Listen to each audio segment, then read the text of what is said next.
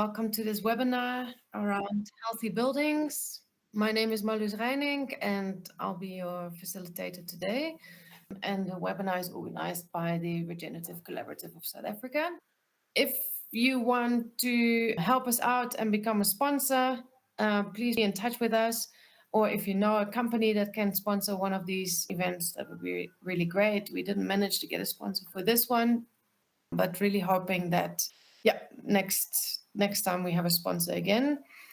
Also, if you want to volunteer and help us out, the Regenerative Collaborative is a volunteer organization, and we really try to promote regenerative design in the built environment in South Africa through these webinars, but also through other events and education, advocacy, and social media. So if you have any free time that you can spare and help us out, we can definitely use some new members on the team to expand the work that we're doing. So if you don't have to have experience in green buildings or regenerative buildings, you can donate and volunteer the expertise that you have. Okay, so that was housekeeping and everything. So now we are going to talk about healthy buildings, which was a topic that, and I think I saw her coming in by Tabby. It was initiated by Tabby, so she will win the 500 Rand prize this month. So we have two speakers, Phil Hammond. He's a professional lighting engineer from BHA, Lighting Design and Consulting. He provides professional services for lighting design, engineering, and analysis. He's also the founder and director of BHA School of Lighting, a web-based international educational organization offering advanced qualification in lighting design. And Phil is going to speak about circadian lighting, and he will explain what that is. So if you're not familiar with that, he will explain. And then after that, we have Michelle Ludwig. I'm sure you all know her. She's a senior green building consultant and accredited professional, and she's got a lot of experience in the green building field. She's also a director of Greenet, and she's been helping out on the Regenerative Collaborative as well. So really happy to have you guys on board. And I'm going to stop here and hand over to Phil.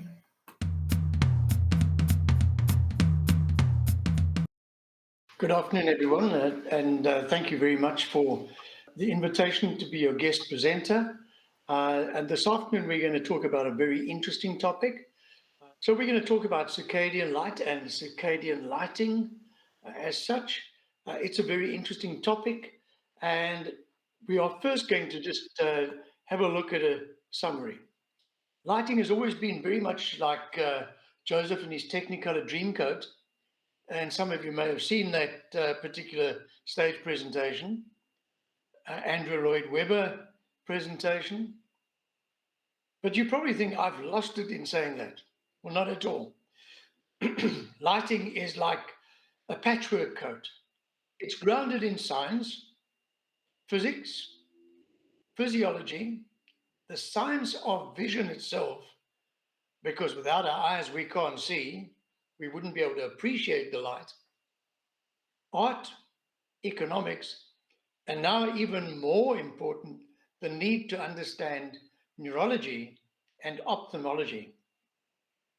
Now that's a bit of a mouthful, I will agree. So let's go back in time, and you'll all remember these characters, Fred and Wilma Flintstone and their family. In their day, they would wake up in the morning when the sun came up, and they went to bed when the sun went down. So they were totally dependent on sunlight for their circadian rhythms. In other words, the rhythms that regulate our body clocks. The rhythms that regulate every single cell in our body, the production of hormones. And that's what circadian light is all about. And that's what they grew up with. They were healthy. They went out hunting and gathering. And you all know the story from there. So as we go, we're going to first look briefly at human-centric lighting. Now, human-centric lighting moves with the time of day and really is tied to the typical natural movement of the sun. So as we wake in the morning, it's sunrise, and the sun is still getting up to its zenith. And as it goes up into the sky, that light becomes very bright. There's quite a lot of blue content. We can see the blue sky. But as the afternoon wears on, the sun starts to wane until eventually it sets. And it becomes a very warm color. Again, the color of the light actually changes. And you all appreciate sunsets, don't we all? We love a beautiful sunset. To regulate all of these things, there's a whole lot of standards, directives, and regulations. And I'm not going to go through each one of them. I've merely put them there for you to see that they are there and we have to, in fact, abide by them. As professional lighting engineers, we're obliged to abide by those. And in fact, if there would ever be a problem with lighting and somebody actually injured themselves in the process, we would be the ones who would be accountable and ultimately responsible for lighting as lighting engineers. Now, it's quite unusual that as I talk to you about this, I also am engaged by a rather large practice in South Africa. They are engineers, but they specifically look at problems where people fall, people injure themselves, or people die in fires, for example, and the buildings, in terms of their lighting, were not compliant. So I get appointed to go and do the lighting investigation, and I merely report factually. So if a large claim had been instituted against perhaps a particular owner of a building, and I investigated and found that the lighting all met the specifications and complied with all the standards, directives, and regulations, then there's no reason for that claim to have been met. But if the building was lacking and their lighting was non-compliant, then there would be serious issues and justification for a claim. So we have to really comply and make sure that we're on the ball when it comes to standards, directives, so on. So what is human-centric lighting? Human-centric lighting, essentially, as I've said, moves with the sun. But is it the same as circadian lighting? It's similar, but perhaps related. I think that's the best way I could describe it. Human-centric lighting focuses on the horizontal plane. In other words, on the working surface, our desk at work, or on a lathe in a factory or an engineering works. That's where the light is concentrated, always on the horizontal plane. Human-centric lighting really became known purely by virtue of the fact that it was discovered only in 2002 that we have intrinsically photosensitive retinal ganglion cells in each eye. And those cells are stimulated by light. They have a biological impact. That they are the things that regulate our circadian rhythms, our body clock. So if we look at these little images, do you see yourselves in any of those images? At various times of day, rising, having breakfast, going off to work, mother and father separately and going their own ways, on public transport, getting down to the work, at some point in the day doing the household shopping, sitting down to dinner. spending time with the children, spending time together, and then going to bed and sleeping. So I'm sure most people can identify with those images. What is circadian lighting? Circadian lighting refers to lighting that is designed to have a biological impact on the human circadian system. Where does this thing circadian come from? It's actually made up of two words from the Latin. Circa meaning about, dian or dia meaning day. So it's about day. And we all know that day consists of two halves, daylight and nighttime. So circadian lighting sends the signals to our master body clock in the brain, telling our bodies when it is daytime and when it is nighttime, and what functions they have to perform at these different times. So that's essentially circadian lighting. But we've got to look a little closer. Circadian rhythms are regulated by the sleep-wake cycle, and they repeat with each rotation of the Earth, roughly every 24 hours. Now we know that the days tend to vary between summer and winter, but it can refer to any biological process that displays an endogenous, entrainable oscillation of around 24 hours. So in other words, our body is trained to those 24 hours. So what's the big deal? Our lifestyle's okay. Is it? Really? We have a chronic indoor lifestyle. We couch potatoes. We don't exercise enough. We binge watch on TV, Netflix, HBO, Amazon Prime, Disney, etc., DSTV. It was made worse by the COVID lockdown, the yo-yos, restrictions, and more during that period of time. But it also is caused by incorrect and bad lighting at home and at the office. And believe me, the world is littered with bad and poor lighting. Over illumination, under illumination, gloomy lighting in the workplace. We also do not spend enough time in the outdoors to get our daily dose of vitamin D. So what now? What do we have to do? So we have to adopt new technologies like fourth industrial revolution lighting technologies, controls and systems. There's some exciting stuff out there. Exciting stuff that in fact helps us become more and more energy efficient by using them. Lighting for the well-being of the occupants. It's a huge focus nowadays. Lighting for the well-being of occupants.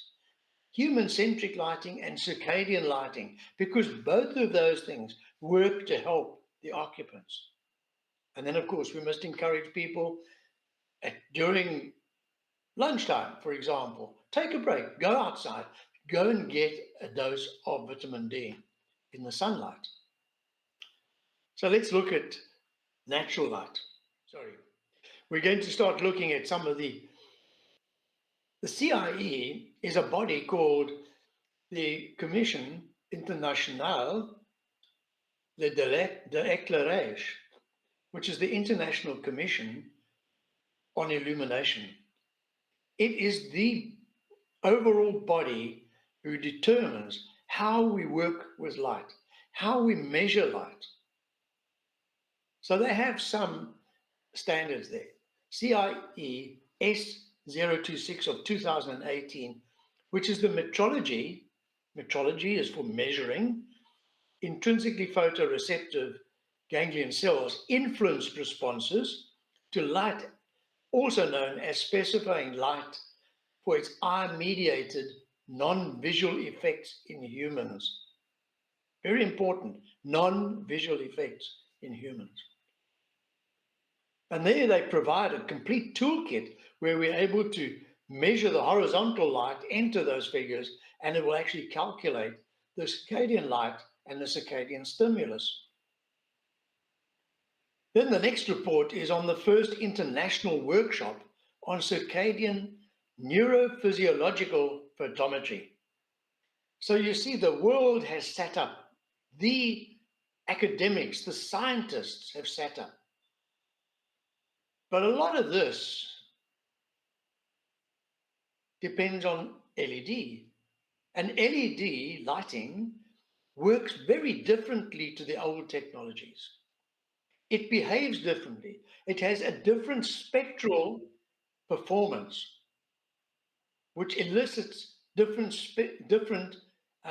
stimulation in people, different visual experience. And in fact, some years ago, I was invited to do help with a solution up in Gauteng, at a place where people would go to performances and different conferences and all sorts at this venue. And it was lit with high pressure sodium lamps, that very orange light, which distorts colors, where red motor cars look brown. And they said they were having problems with, from a security point of view, was there a solution with LED? And I put up an LED or a few LED streetlights because I didn't have floodlights at the time. And the floodlights that I put up, or the streetlights, delivered 8,500 lumens. That's the measurement of light that's emitted by that light. Whereas the high pressure sodium emitted 30,000 lumens. And I couldn't understand it. It was just too much for my mind. And it wasn't until I met Professor Berman, Sam Berman, an emeritus scientist at the Berkeley Institute in California.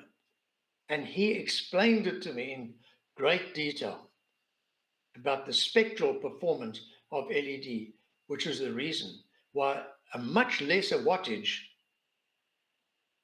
roughly 25% at the time, with fewer lumens produced, was much brighter than something that had a massive amount of lumens. So then we have another standard, the standard for visually demanding tasks, ISTM 24-13. Now, very few people know about this. My students learn it. They're taught how to deal with it and how to incorporate that in their lighting designs, because it goes around the amount of light you need for visually demanding tasks.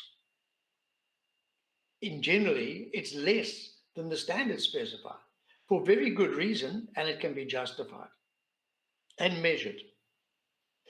Here's a very, very busy slide, and I in no way expect you to understand it at all.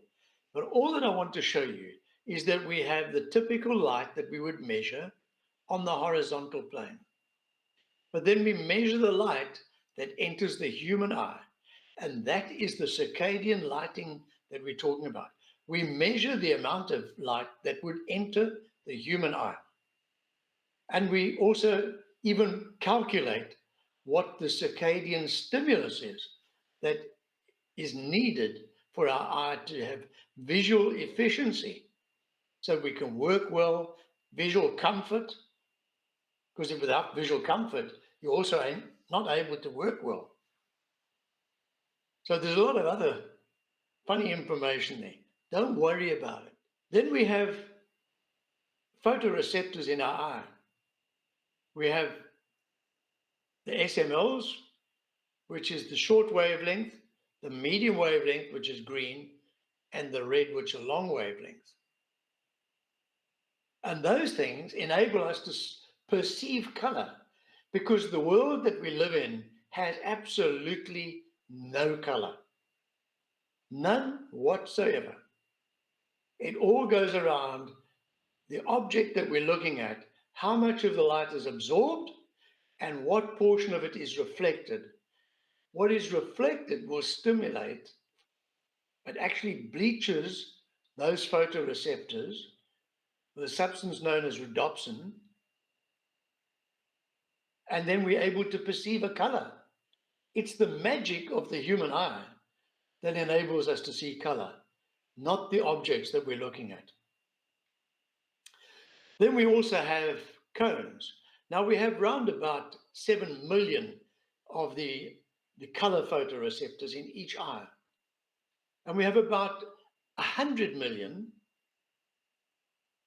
of the cones, these on the outer end, which allow us to see in the dark with very low light stimulation. So we're able to see at nighttime, right? As our eyes adjust, as that accommodation takes place or an adaptation, we can then see in the dark. So this is a representation that shows you the retinal irradiance, what is needed for our eye. We have rhodopsin, which is, and this portion is a bit of blue. Here we have the medium, the long waves, short waves, and this is melanopic. This is what stimulates the eye, the amount that sets our circadian rhythms. Now, this is quite a busy chart, so don't get too worried about it. And these are merely the colors.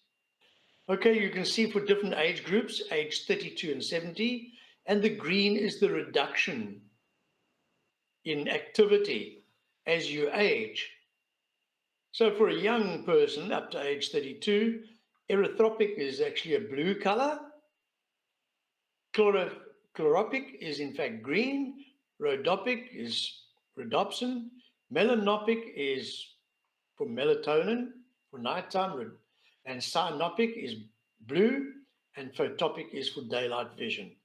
All right, rhodopic is the red. Okay, so you can see as we go through all these different ones, as we age, there's a great reduction in our visual ability. And we know that for having to wear glasses. I'm 75 and I know the effect. I acknowledge them, although I still have pretty good eyesight for my age. But also at the same time, the stimulus that we need for our circadian rhythms also changes. Now, ideally, if we want to produce enough melatonin with melanopic light, we need to get 8 hours sleep a night. It is only produced when we sleep. And the benefit is, of course, it's our own cancer-fighting drug. It supports our immune system. It's an antioxidant, etc., etc., etc. All right, and it also reduces aging. So you should get 8 hours sleep a night. And I do get 8 hours sleep a night. Forms of human vision. We basically have 3 types of vision. Photopic, which is daytime, which is the bleaching of the cones, and it's brought about by highlight levels, relatively high light levels. Scotopic is the nighttime vision, which is, again, the bleaching of the rods, 100 million rods in each eye. That allows to see in the dark. Mesopic is a bit of both. It's a dusk and dawn. When we drive around the city and we see color at nighttime, you say, but hang on, you told me scotopic vision, there's no color. But when we're driving around with brightly lit signboards, etc., in the city, we are able to see that color because the cones and the rods are working together. And even more so when it is LED lighting. But then we have melanopic light. And that is the measure of the light that enters the eye that stimulates our circadian rhythms. It's the biological impact of light. The hormone melatonin is produced during that time. So when we fall asleep, we don't want to have any blue light. Put those smart devices away. You should have them away and out of sight and not able to disturb you at least 1 hour before you go to sleep to get the maximum effect. If you keep looking at those lights, you wake up during the night to go to the little house on the prairie and you look at your phone, immediately that is interrupted your sleep. It's interrupted the production of melatonin. You are cheating yourself. All right. We have two systems we have to deal with when we're looking at light, or if we're looking at darkness. The one is a visual system. So our eyes receive instantaneous cues by the amount of light, the color, the objects we're looking at, etc. It's an instantaneous thing. Whereas we have a circadian system, it uses the photons. Photons is light. Photons stimulate the circadian system. So we've got two systems. We have a visual system and a non-visual system. The non-visual system is the circadian system. To understand this, they're very simple. We call that squiggly line, that graphic, is what is known as a spectral power distribution curve.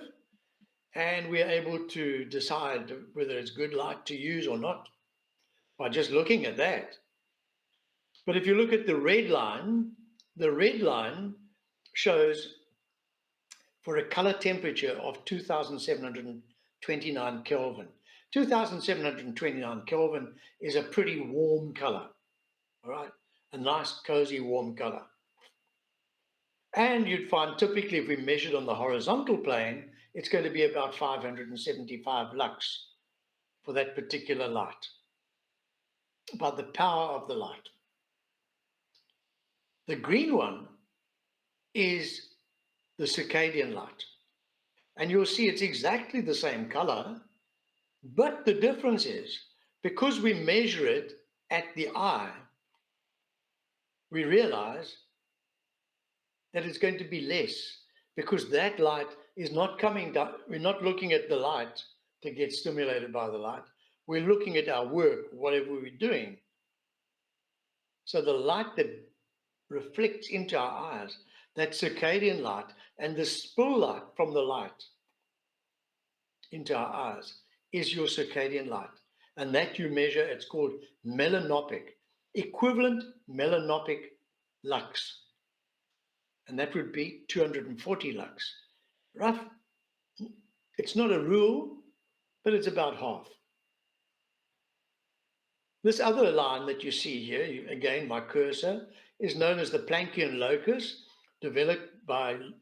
was actually found or discovered and named after Johann Planck, a gentleman many years ago who realized, he was intrigued by the fact that at different times of the day, his wonderful red geranium changed color.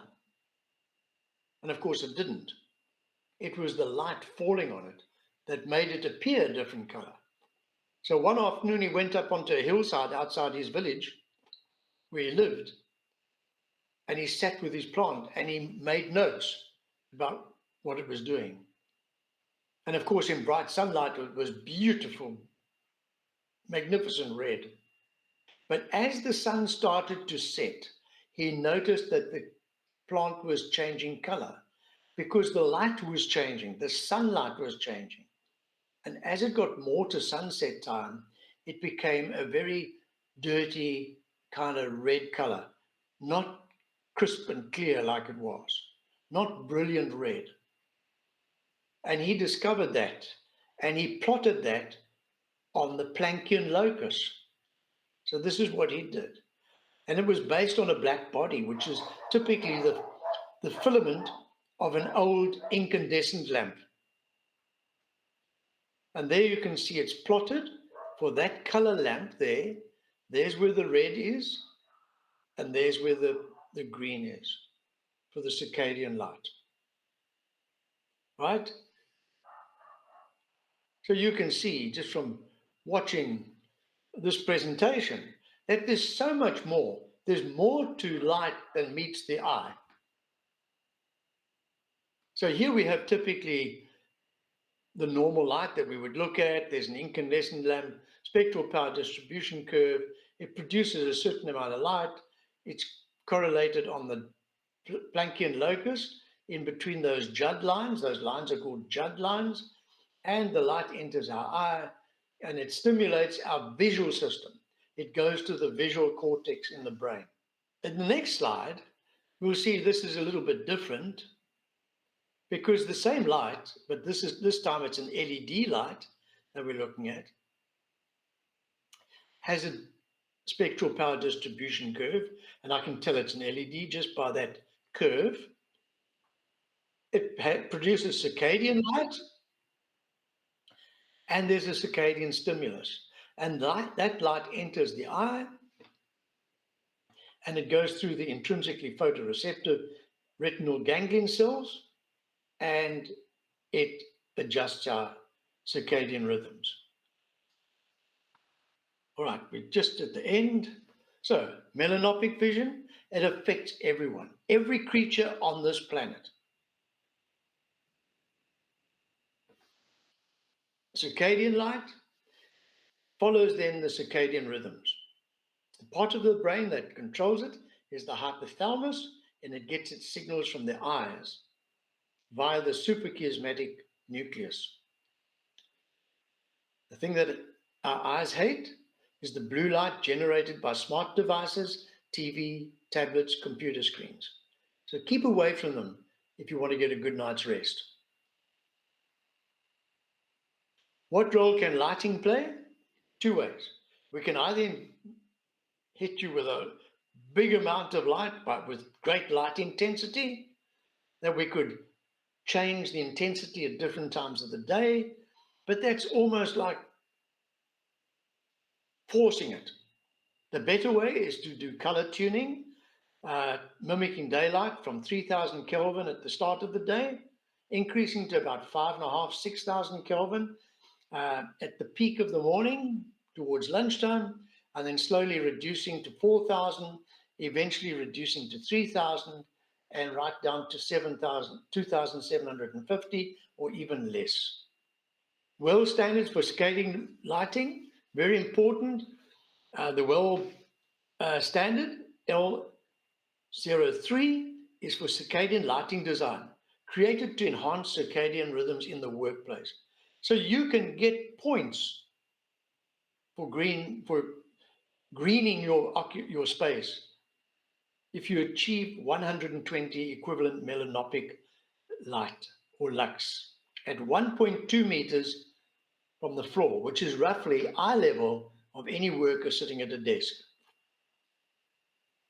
All right, so once again, light, the normal light that we measure on the working plane is in the horizontal. For circadian light, it's non-visual on the vertical. Okay, modern illumination engineers and qualified lighting designers have got so much that they're responsible for, and therefore have to have the knowledge to be able to do this. And here are a few quotations. I'm not going to read each of them. You can have a look at them. They are from different places in the world where they talk about the essential use of circadian light. Conclusion: standards, directives, and regulations have to be applied. Human-centric lighting and circadian lighting work hand in glove. Lighting design is more complex now than it ever was, and I've been doing it for 53 years. Knowledge, experience, and know-how are crucial. Thank you for listening to me. There's our contact information if you would like to know any more about this. Thank you. Thank you, Phil. Thank you. So I've got one quick question.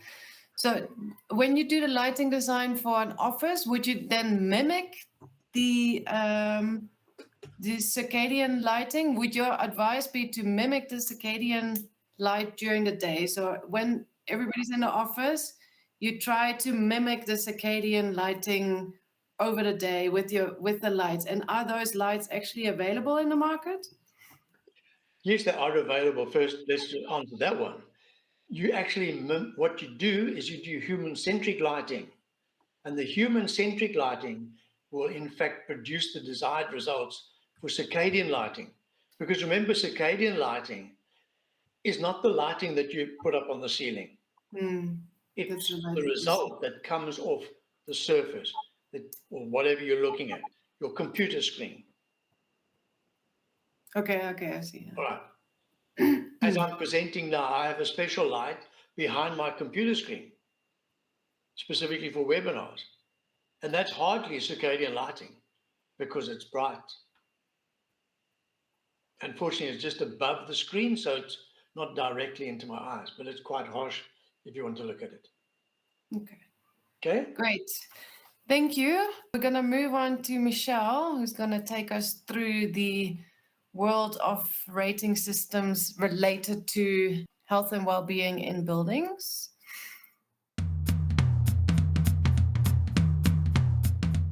Hi guys, thanks a lot, Phil.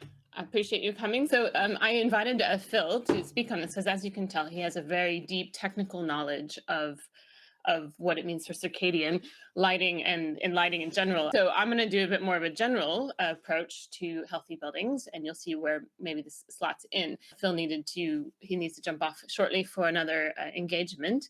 So thanks again, Phil, for sharing your knowledge. And just to say that if this topic interests you, he has a whole lighting school of, if you want to do the deep dive, it's and it's very unique. There's not a lot of places globally, and especially in South Africa for that. So I highly recommend looking into that. But my portion is to talk about healthy buildings.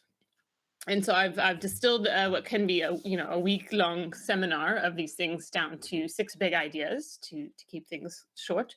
So if we're talking about healthy buildings, let's stop and think like, well, who are we actually designing for? Are we talking about buildings, or are we talking about people? So let's think about, just change our mindset a little bit to healthy buildings are sustainable ideas for people. There we go. Okay. Then, so you may have seen this in the media in the last couple of years about how design for human health is the next frontier in sustainable building. I would say it's not the next frontier. It's been the frontier for some time now. And if you come from an interior design or interior architecture background educationally, you'll know that it's very much at the foundation of good design in interiors in particular. So it's a bit of a disservice to say that it's new, but it is getting a little bit more attention, as it's well deserved. So over the years, lots of rating tools have come out. You might be familiar with a lot of these: Green Star and LEED and Edge.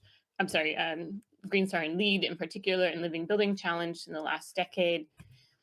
And so one I'm going to talk about today is the WELL Building Standard, which is yet another one in this realm. But there is some distinctions here and why it's quite important. It's also quite unique in the market.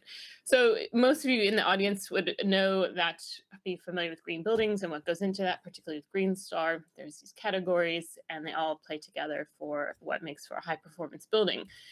But you think about how much of that actually impacts people. And so there is some.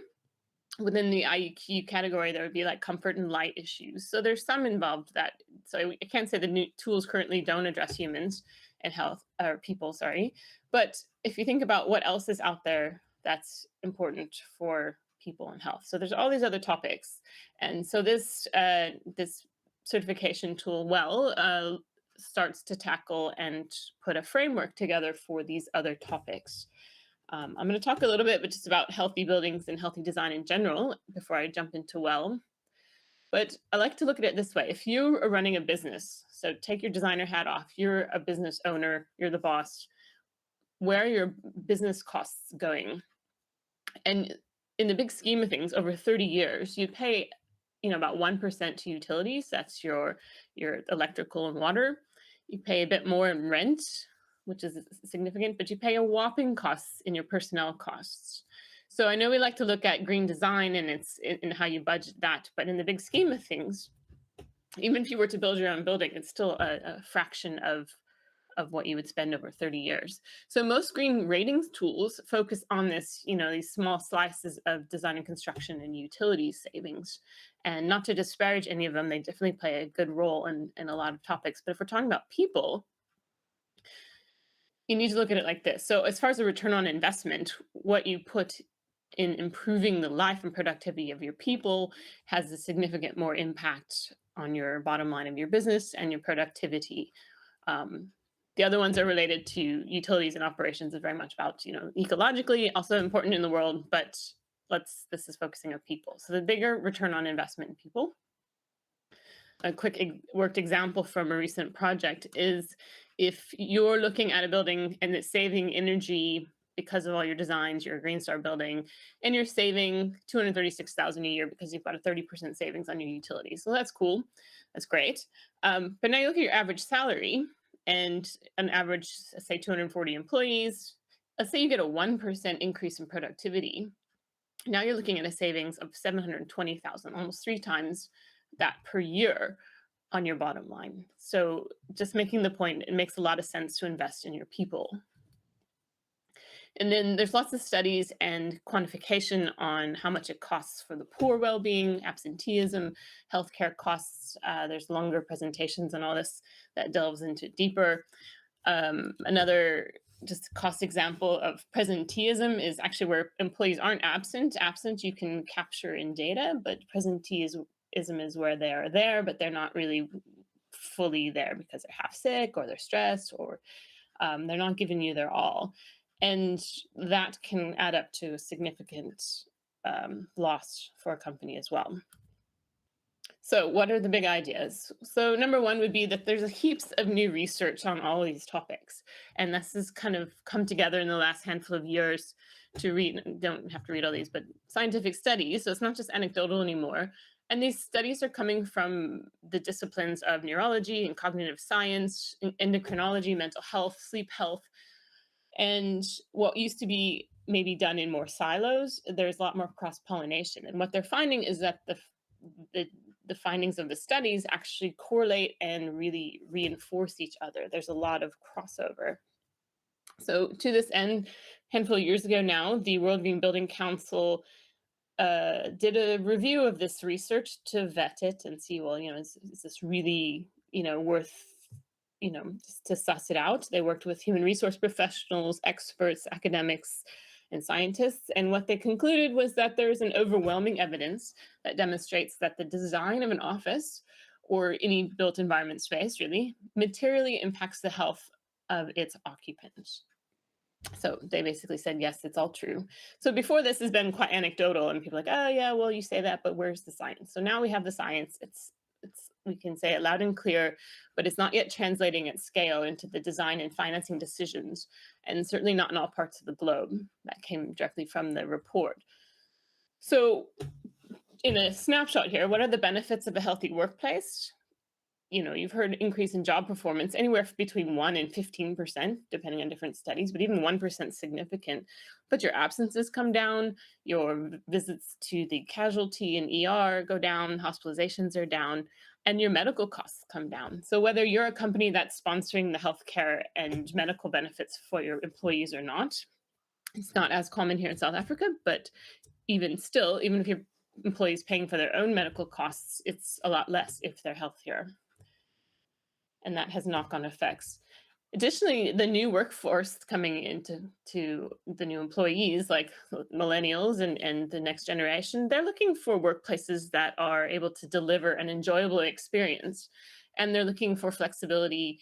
And it doesn't come down to just having, snack bar and foosball tables anymore. They're looking for companies that invest in their people, care about their people, and are providing spaces that are healthy and enjoyable to work in. So they're choosing where they want to work based on some of these factors. So it wasn't so long ago offices looked like this. Hopefully you won't run into many of these more going forward, but how does this make you feel? And this is what we're tackling. So this wasn't so long ago from a rental real estate ad site that someone was marketing for office space. So it's still out there. So if you were to, if I had more time, we usually do this exercise.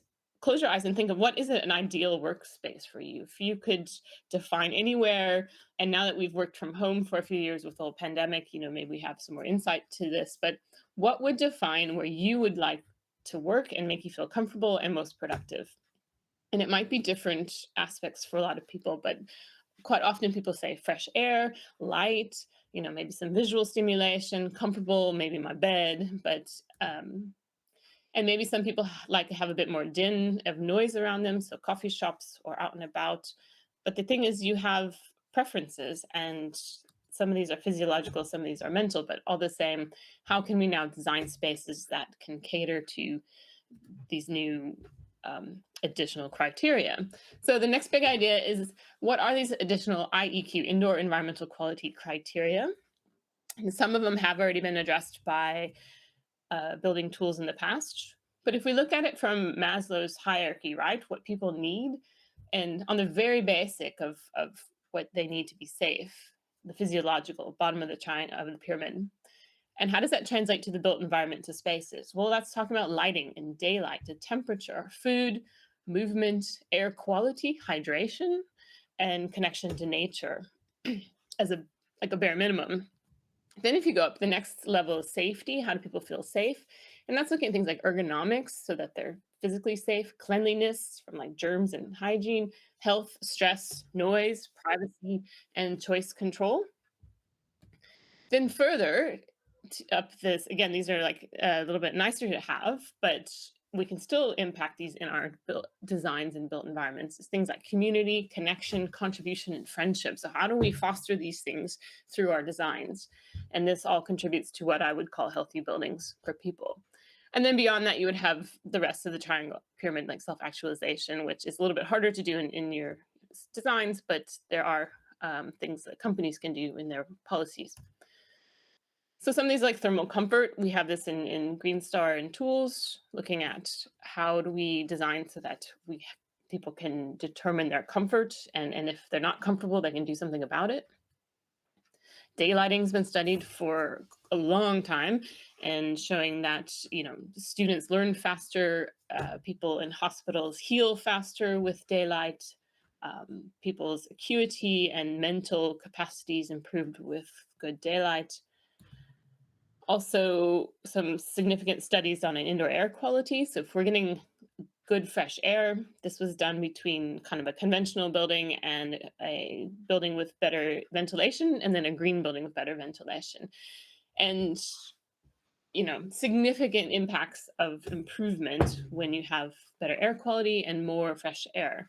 And in particular, what struck me on this is that the one at this, I don't know if you see my cursor, the highest building here, 73% crisis response. So how your brain works and how effective it works when there's a crisis afoot, not to mention just your day-to-day working. So this is an ongoing and very interesting study that can be looked up. VOCs, that's been in green building tools for a while, looking at the toxic chemicals that are airborne at room temperature, which then can't always smell them, but you can take them in. Quite a lot of them are toxic to humans. Some are okay, but when we talk about VOCs in buildings, generally it's the ones that are harmful to humans.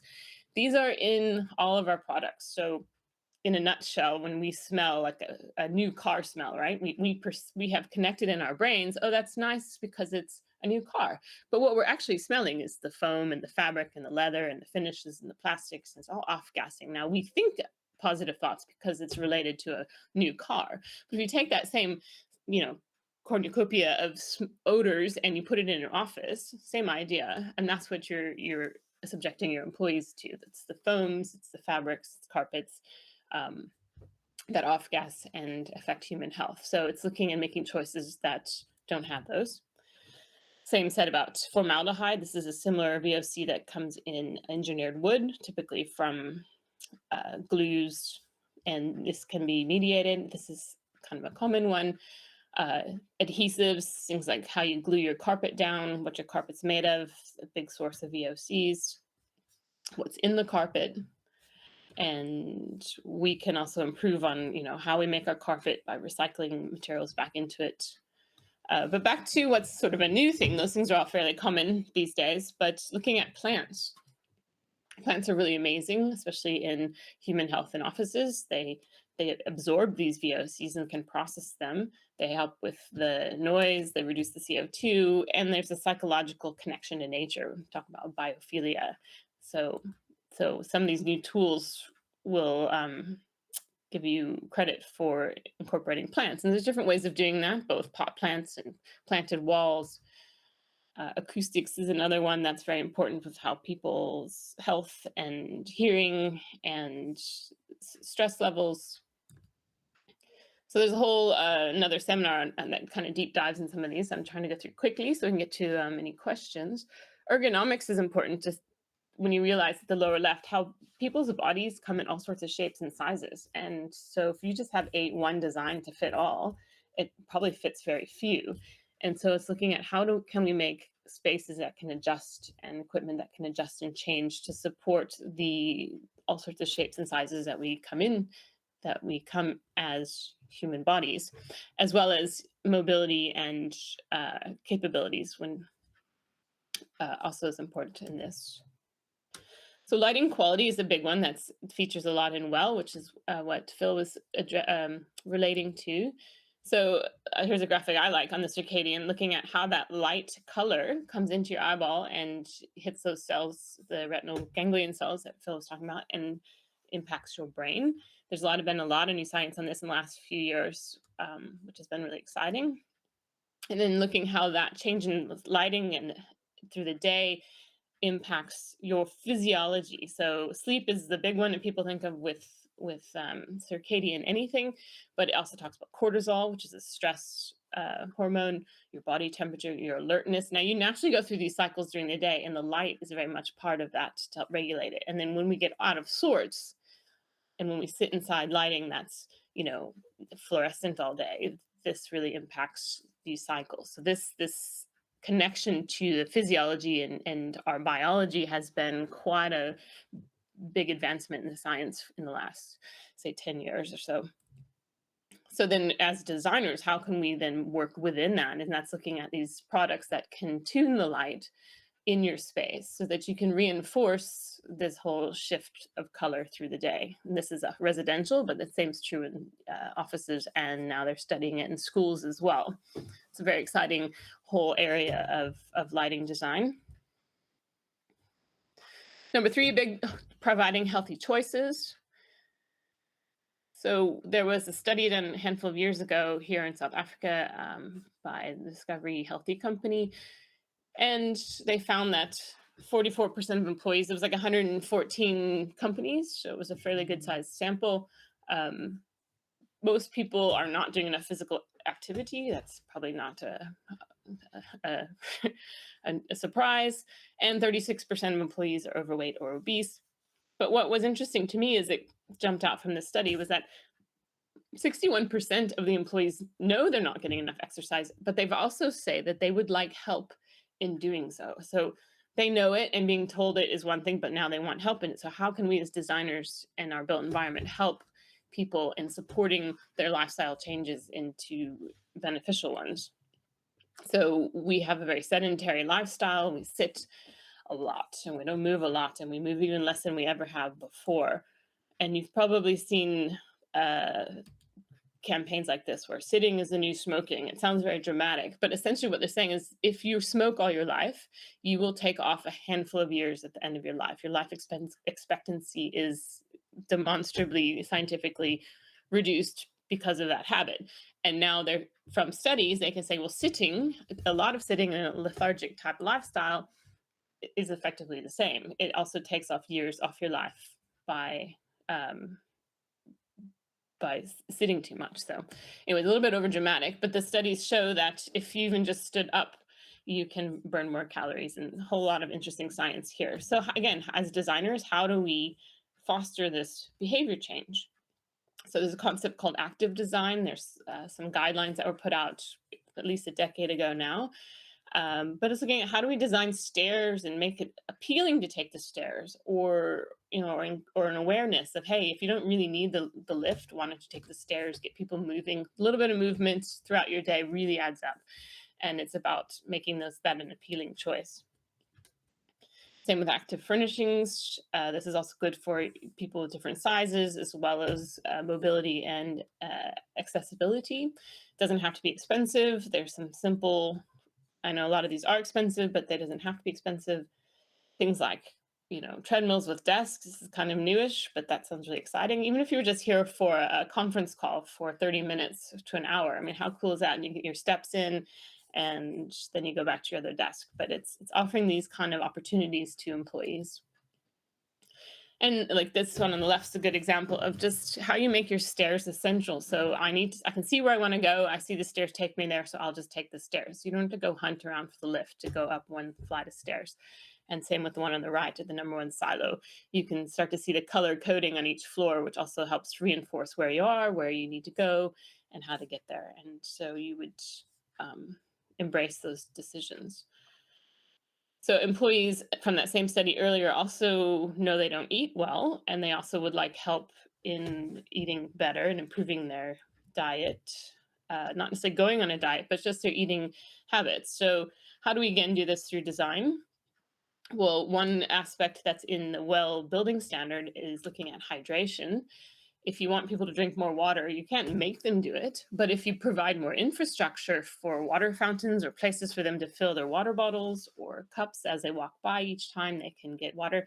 So if they have a choice of, as you find now, maybe the tea kitchen's on the other end of the building, and otherwise I have to go to the lavatory and try and get my water bottle to fit under the tap if I want to fill up my cup. And so you just kind of don't. So it's looking at how can we put some design changes in so that people are more encouraged or have more accessibility to, drinking water. It's just one example in this. In the WELL building standard. Another one looks at vending machines. If it's applicable to your project, are you filling them with junk food or are you filling them with healthy snacks? So in the WELL building standard, if you have a certain proportion, which is the majority is healthy snacks. You can still have a few that don't comply, but the majority is healthy. That is probably more beneficial to your employees than if you're filling it with chocolate bars. And then another design aspect is mindful eating. Are you creating spaces for people to actually eat, not at their desk, and encourage them to actually eat in a place where, if it's not with other people, there's a social aspect here, which is nice, but also just to take your break, stop what you're doing at your desk and rather eat somewhere in like a canteen as opposed to at your desk. And giving people choice. So when we talk about thermal comfort, if you're not comfortable in one part of the office because it's next to the windows, you can maybe, if you have the option to move to another part, that's first prize. And in these examples, in these pictures, it's like you can sit, you can stand, you can sit at a table, you can sit at a high table. You have a variety and you can change throughout the day, and that's good for your psyche and it's good for you physically. And it's through a design solution. This one is a whole other lecture on itself, which we've covered with these webinars before, and we will probably do again. But biophilia is just this connection to nature and how that, so that's a big one going forward, how you bring that into your design world and into your spaces to reinforce that connection. So I'm going to leave that one there. Moving on, transparency is a new direction that is getting a lot of attention and funny, just how we like to know what goes into our body by knowing what's in our food we eat. And we have these labels that tell us this. These labels are standardized. These labels are third-party verified, or there's at least a standard here, so we know we can trust them. So we have the same with labels on products. Here's a local example, Eco Standard. It's looking at what goes into your products, not just from health, but also in the big scheme of things environmentally. I'm borrowing this example from the Living Building Challenge, Living Product Challenge, because I find it explains things well. If you just look at a cake at a certain level, it's like, oh, cake and cream, that doesn't sound so bad. If you climb into a little bit deeper and say, well, what is that actually made from? Well, wheat, flour, sugar, okay, high fructose corn syrup, okay, maybe not, still doesn't sound so bad, but it's not great. But now if you really climbed into it and looked at, well, what chemically goes into that, there's a whole bunch of stuff that may or may not be what you want. So again, it's like this granularity of information that and being empowered by that. So the new labels are looking more at that, not quite nano level, but definitely the micro, at the more the, what's the word I'm looking for? Atoms, like the very small level. Sorry, my vocabulary is failing me. And looking at labels that are We have EPDs that you may be familiar with, environmental product declarations, looking at how something's made and how it impacts the environment. But then going the next level up is looking at how it also impacts humans. So it's how it impacts like the grass and trees and the waterways. And then adding on to that, okay, well, let's talk about how it impacts humans and people. And then looking at our products and really analyzing them and choosing ones that are doing it right. And there's labels such as like Declare, which is from the Living Building Challenge, which starts to get people to just, hey, just tell us, it doesn't have to be perfect, but just tell us what's in your stuff and how you make it. And let's start there. Where are we starting? So they reward you with just declaring what you have. And then the next level up is if you're living product challenge is like, okay, now not only have you told us what's in it, but you get accolades because you're doing it really well and it's got healthy materials, or you've really minimized all the carcinogens and the bad stuff. So there's a way of looking at products and evaluating them. And this is what's becoming really big in the interior space, is so much of our materials and finishes will need to be chosen based on healthy, ingredient lists. And the information's out there and it's coming. So it's getting easier and easier. Yeah, this is the next one. So Living Product Challenge basically says, look, not only are you telling us what's in it, now you're doing a really good job and you're getting points for that. So, and we had a webinar, I think last year, where Human Scale had presented. They have 26 products that have met this challenge. They're available here in South Africa, and that's really exciting. So they've done the hard work of figuring out what's in their products and optimizing where they can, and then getting these labels. So now when you do a project, you can choose that, and that this third-party label has already vetted all that information. We're not just relying on salespeople's spiels or marketing sound bites of what's in their products. It's been documented. I'm going to skip that one. So then finally, just to talk about green certification, again, getting back to how we compare buildings with frameworks and like that label concept. You've probably seen a lot of these. I'm going to talk about the WELL shortly, which is on the lower right, because it's probably new to you, or some more new than the others. And the others being like our Green Star, looks at interiors. We've got the Living Building Challenge, which we do specific webinars on as well. Just watch this space for those. And this is LEED, which is kind of another is equivalent to Green Star. It's available out in the world. This is more of a building related one. And then the WELL looks at going above and beyond those certifications. So WELL very much marries well with those and goes the next level. But WELL is a specific just to human health impacts. And it's related similarly in structure. It has 7 concepts like categories, and there's a scorecard. There's quite a lot of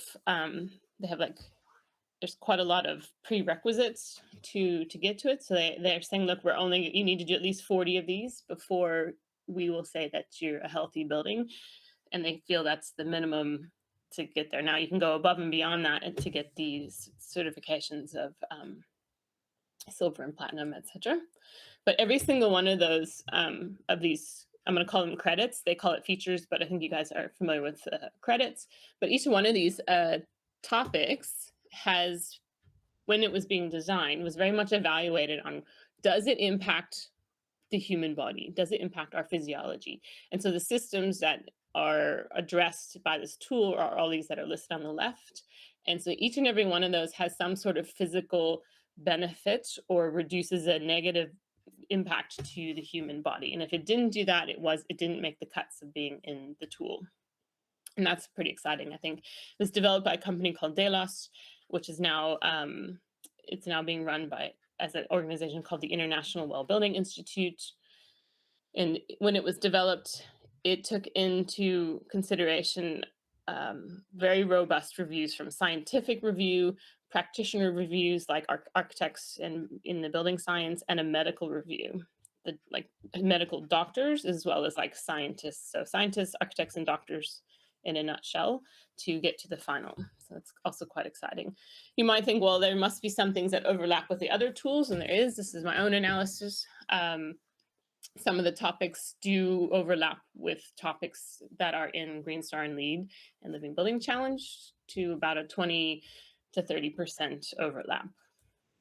So that's cool. So if you do the, let's say, Green Star, and then you do the well on top of it, you 25% there, and then you can do the rest with the well.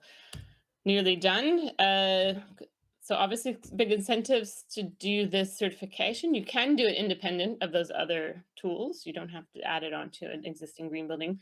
And in a nutshell, it's a highly visible statement about your company that you care about your people. So it's putting the people first, and also differentiates you in the market. And I think it would go a long way with employee attraction and retention. And these days, when you're trying to attract talent and keep talent, that those kind of items are paramount. You know, how the kind of the perks and benefits of the job. And then for you as, say, the company owner or your clients, the productivity and the reduced personnel costs is really real and has been studied, and it will vary a bit, but that is a good return on your investment. And it's good for people. So there's another whole deep dive just on well that's on Green Edge. If you want more specifics, I just tried to touch on some high stuff here. I haven't updated this in a while, but the point being, there's projects all over the world. It's globally applicable. This is probably at least doubled this number. I couldn't quickly update it enough. But what's exciting is that we have a building here in South Africa already, and a couple more on the way. So this was the first one. It's done by Oricon, now Zutari. It's in Joburg, and it's quite exciting that you can start to see how, there's elements of biophilia in nature and movement. And, if we climb into the well standard, you can see where a lot of the things were implemented. So well done to that team. And I think I was just going to close with, look, we have a lot of education on the Green Ed website on a lot of these topics. So I know I've rushed through them quite a lot. I mean, timber, biophilia, Living Building Challenge as it relates to African projects. So I highly recommend you check that out if you want more information on any of these topics. And I believe that's me. I'm open, happy to answer any questions. Great. Thanks, Michelle. Can I ask the group, is anyone working on any well buildings or has looked into that as a certification framework for a project? Very quiet. It doesn't sound like it.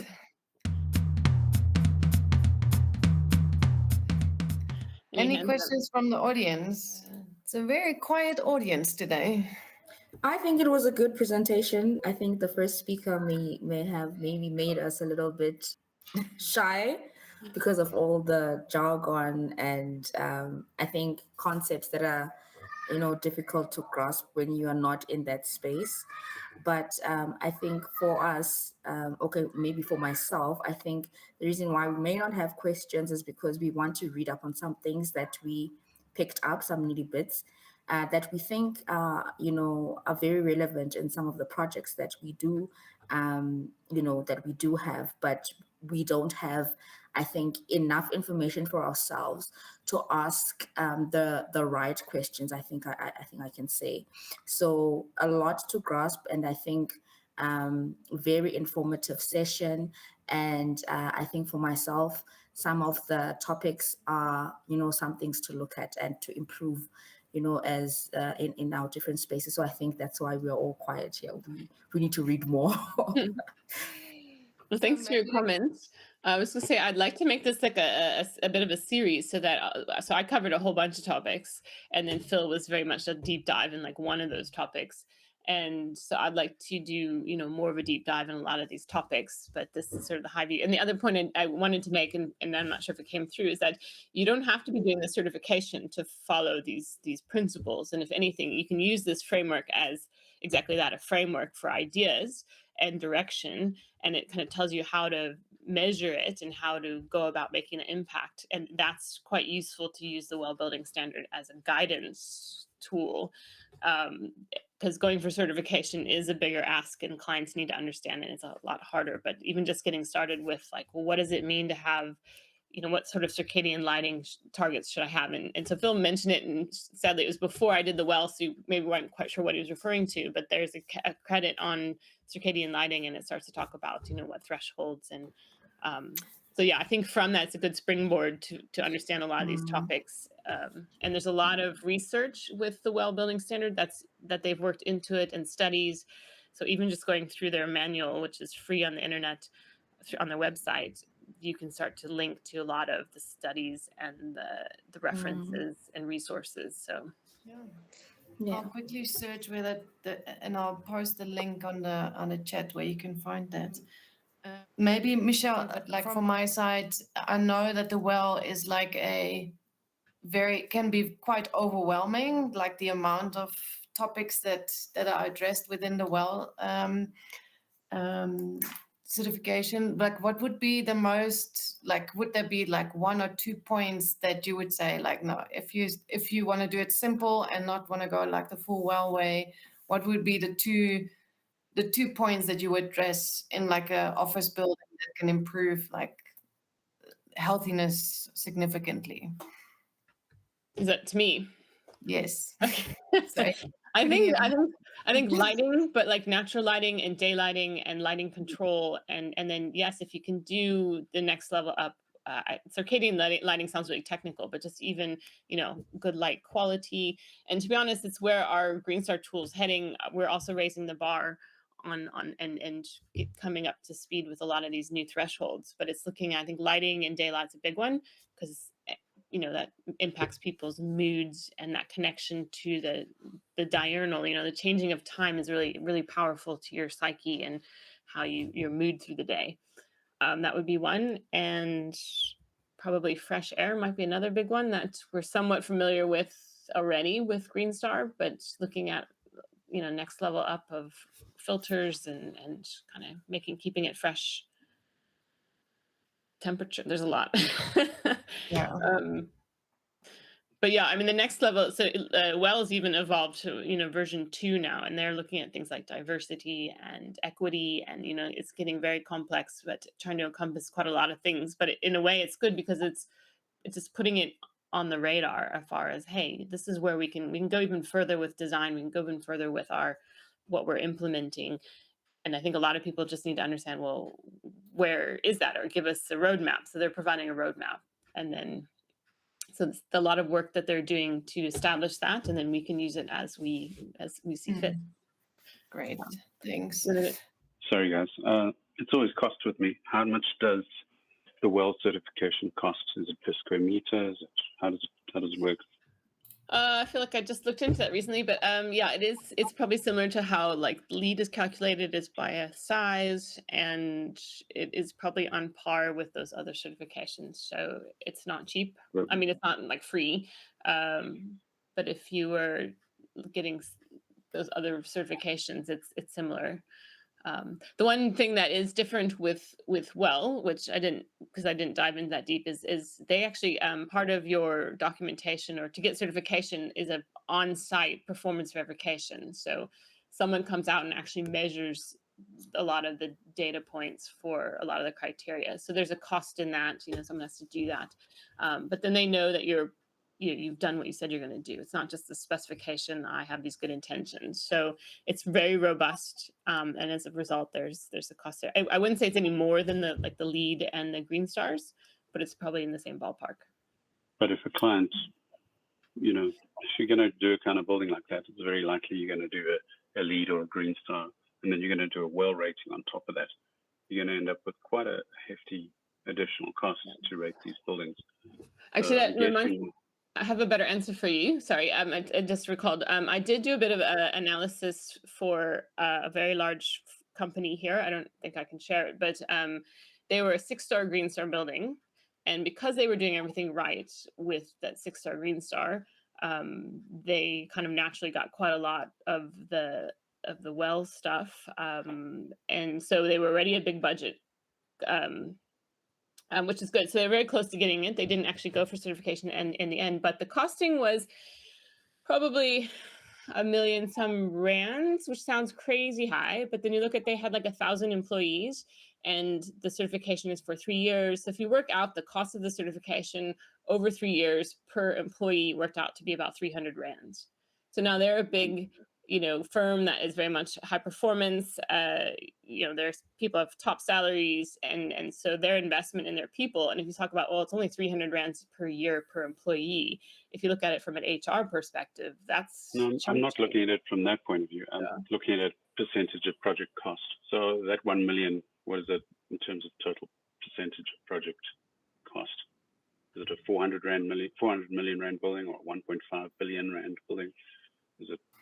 Yeah, I don't have that off the top of my head. I'm just trying to think. I'm wondering if it's by size or by people, but I'll have to get back to you on that. But it has a cost. But again, it's my point being, it's just how you weigh it into the big scheme of things. So oftentimes with green projects, you're looking at, okay, capital costs, and yes, these things cost extra, but if you kind of look at what's the knock-on effect, what's the operational cost, or what's the operational benefits. No, maybe you're right, because the point is to make savings on employee productivity, not make savings, but to gain on productivity of the personnel. You should probably measure the cost in that sense. Yeah. So well, if I was the consultant, I would definitely go that way to help justify it, because it isn't about saving energy and water. I get it. Yeah. So it's kind of just changing that narrative. And we're not used to putting it in those terms, but that's probably the better way of looking at it. Okay. Thanks. Great. Thank you. Okay. Marty? Cool, yeah, guys. Thanks for the talk. I think the one thing that's from a well point of view, it's kind of very hard to achieve on existing buildings, because often you've not even got any of the preconditions met or any of that sort of thing. And so, I think there's also a strong emphasis that should be placed on keeping existing buildings, because a lot of abandoned buildings is not also a good thing to have. So just from a well point of view, and trying to do it on existing buildings, yes, you can use all the principles and your furniture and within your company and whatever, but you actually won't get that well rating. And I almost think that there needs to be a bit of a relook at trying to encourage people who have existing buildings to almost have some sort of valid rating too. I don't know if you've got a feeling or opinion on that. I think they're looking at things like that, because I'm sure they appreciate that. They also are looking at like a core rating versus the full rating. But I mean, even with green ratings tools, those two are also hard to achieve with existing buildings. And we certainly don't promote, tearing them down and building new just to get green certifications. But it's just there to set a target and a trajectory of where we can go. I mean, certification is kind of for just probably a handful of projects anyway, but to start thinking about these concepts. And I have to say, back when I was in interior architecture school, 30 some years ago, these topics were what we were addressing. So this isn't new rocket science. This is kind of some of the good ideas that we should always have done. They just haven't gotten quite the attention as they should have over the years. Cool. Great. I'm going to do one last question. Tabby, did you fix your mic? Yes, I did. Thank you. Then I lost you there. You're right. Malus, I went through the World Building Standard Volume 1. Oh, gosh, I actually thought it's for science people. I know. But Philip said something very good. I actually looked at myself. I'm like, what age am I at? And started panicking. I said, okay, that's why I can't drive at night, because of these lights. But I think the presentation today, I guess maybe the reason why I chose this topic is because I also battle with, we don't talk about healthy buildings. We always, when we design, we are not intentional. We know that we cannot have a computer facing the window where there's glare, but we're not intentional with our clients when we talk about these things. We also say ergonomic, but we don't say the importance further, so that they can actually, pay attention and start, going for proper chairs. You spoke about comfort, lighting, and all those things. I think we need to be very intentional and have this as part of our strategy plans as we become better designers, Yeah, so actually I was thinking about my next project, how I'm going to package my presentation. Michelle, thank you very much on giving me that idea. Yeah, I have an idea. I wish my partner was here. She's a health specialist. I think she would have liked this presentation, but I did invite her. Unfortunately, she didn't make it. But thank you so much for the presentation. We need more of these conversations. Good. You make a good example of the ergonomic chairs, and back to Marty's point, Matthew's before that is this capital cost, right? So an ergonomic chair, a proper one, is probably triple the cost of like what your entry level ones are. And so when you look at the budget, like, that's triple the costs, and that's a very hard, pill to swallow. But if you look at it from, okay, for the next 15 years of that chair's lifespan and the employee that sits in that, and if that employee starts getting back pain, or they're not doing, if they're not performing at their best because, the chair is annoying, or, they're getting injured, if you took it and combined it with what HR would say about some of these topics, then you start to see like, okay, well, that extra spend on that furniture is probably small potatoes in the big scheme of the things, if it means like your, health of your employees. And that's a much more complicated accounting to do. And certainly as consultants, it's, it's kind of out of our wheelhouse for sure. But I think that's how a lot of these topics, at least within Well, should be looked at. It's like, well, what does it mean for if you didn't do it right, and what are the impacts? And especially so, like, this came out of the U.S., where a lot of the companies pay the health premiums for their employees, so they're very much, the sicker their employees are, the worse their health. So that there's that connection between companies paying for the health premium. So if their employees are healthier, it's savings to them, in a lot of ways, and higher productivity. So that's what drives it a lot in those kind of places. But it costs more, but it should be looked at as like an investment. Okay, thank you. I am gonna close off the webinar quickly. So just briefly on future events, next month we're gonna do another one on timber construction, and you can register already. I saw Lisette has put the link in the chat already. And in June, we're looking at net zero waste. Any ideas for sponsors for us, that would be great. Or if you want to become a sponsor, get in touch with us. And then lastly, a very big thank you to both our speakers, Phil and Michelle. Phil, your presentation was great. I really enjoyed it. It was very technical though, so I do think we scared the audience away a little bit. And but anyway, it was super interesting and super knowledge, a lot of knowledge in there. And Michelle, thank you for the great presentation on healthy buildings. I really enjoyed it. Good summary of what is happening and what is out there.